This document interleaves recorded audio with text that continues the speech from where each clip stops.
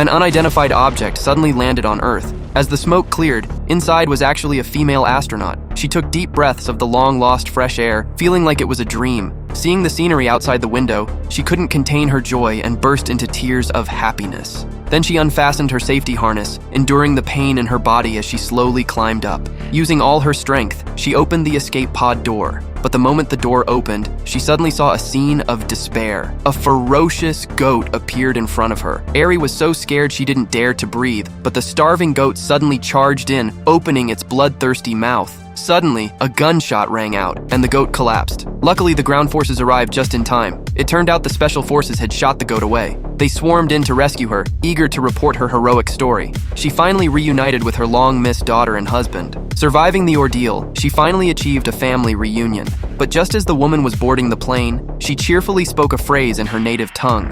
Unexpectedly, her daughter couldn't understand a word. The daughter quickly looked at her father, a bad feeling surging through her heart. She looked at her mother but felt no familiarity at all.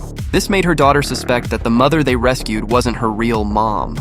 But the strange events didn't stop there. Due to the speed of the escape pod reaching 16,000 kilometers per hour, it almost crippled the woman's legs, requiring her to undergo daily rehabilitation. She was puzzled when the doctor prescribed anti-anxiety medication instead. But as she and her daughter were heading back to the dorm, she tripped and fell, excruciating pain spreading through her entire body. She immediately told her daughter to bring her father, but she suddenly noticed ahead the very corridor she had seen on the space station. Her daughter's necklace was eerily swaying on a cabinet, while knocking sounds echoed from inside. Alice? Here.